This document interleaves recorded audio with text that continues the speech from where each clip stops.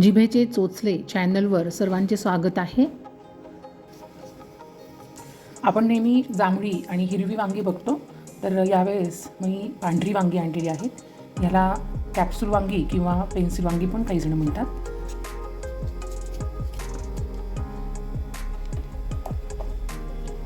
इथे बघा, आपण वांग्याला मध्ये फक्त एक चीर देणार आहोत. अशी सगळी वांगी आपण चिरून घेत आहोत.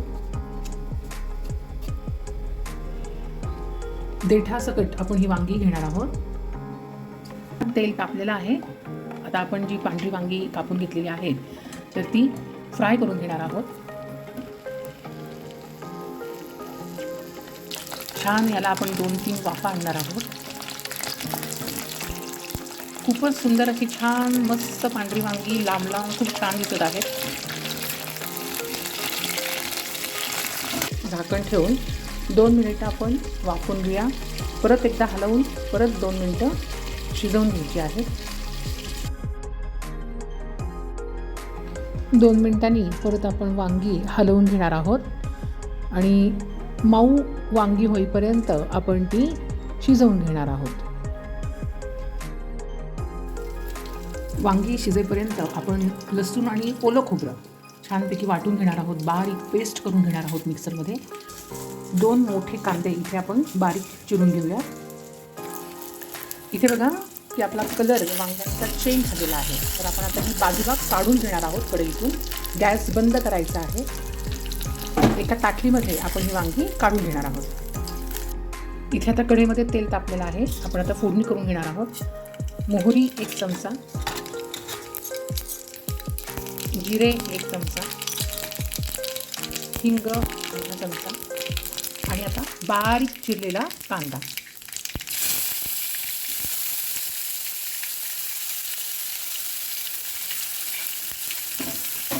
छान गुलाबीसर होईपर्यंत आपण कांदा इथे परतून घेणार आहोत. ह्याच्यावर झाकण ठेवून आपण 2 मिनिटं परतून घेऊ.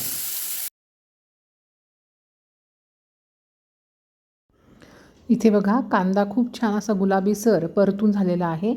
त्यामध्ये आता आपण जी ओल्या नारळाची आणि लसणाची पेस्ट तयार केलेली आहे तर ती पण त्यात टाकून आपण परतून घेणार आहोत.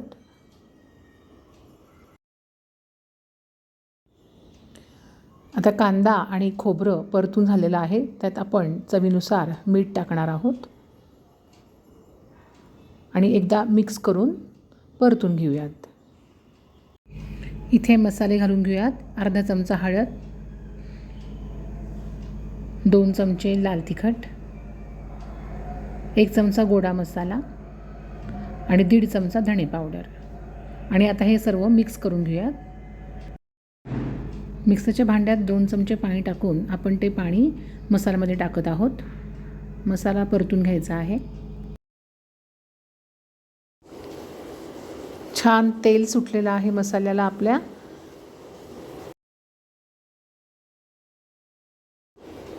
पोह्याच्या चमच्यापेक्षा मोठा चमचा घेऊन आपण 2 चमचे दाण्याचं कूट इथं घातलेलं आहे आणि अर्धा चमचा गूळ टाकलेला आहे. सगळं आता आपण व्यवस्थित मिक्स करून घेणार आहोत. इथे बघा 2 मिनिटं परतून झाल्यानंतर आपण गॅस बंद करणार आहोत. थोडासा आपण हा मसाला आहे ना तो थंड करून घेणार आहोत. कारण की हा मसाला जो आहे तर ते आपण जे वांगे शिजवून घेतलेले होते तर त्याच्यात आपल्याला भरायचा आहे. मसाला आता आपण वांग्यांमध्ये भरून घेणार आहोत. जेवढा बसेल तेवढा आपण मसाला वांग्यांमध्ये भरून घेत आहोत.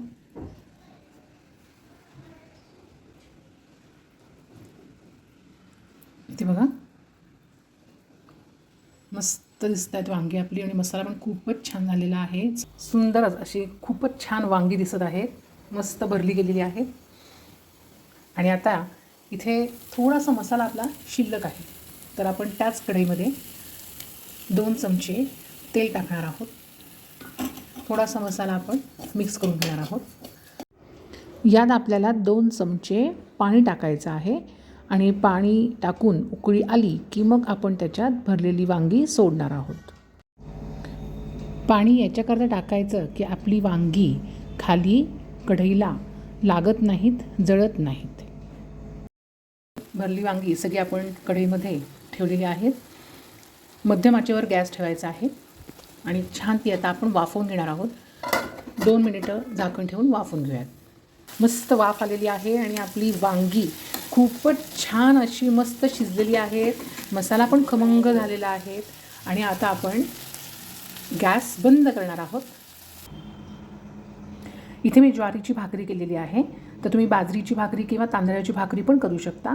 आणि भाकरी कशी करायची मी ह्याचा एक व्हिडिओ अपलोड केलेला आहे. मी इथे भाकरी थापून केलेली आहे, पण जो अपलोड केलेला व्हिडिओ आहे ती भाकरी लाटून कशी करायची ह्याबद्दल मी त्याला सांगितलेलं आहे.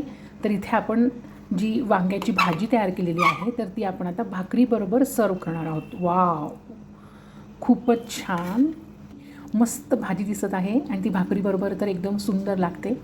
तुम्ही नक्की करून बघा, मला कमेंट्स करा, माझ्या चॅनलला लाईक, सबस्क्राईब आणि शेअर करा. गावरान बेत आपला इथे तयार आहे. सुंदरच, खूपच छान.